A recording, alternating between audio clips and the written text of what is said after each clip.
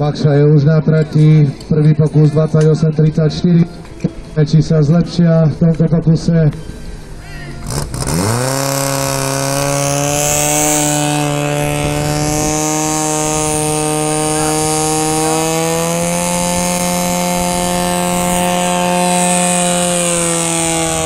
A je to výrazné zlepšenie, 18.06, 18.06. A tento pokus je platný, takže tento si zapíšu Bakšania na tejto súťaži.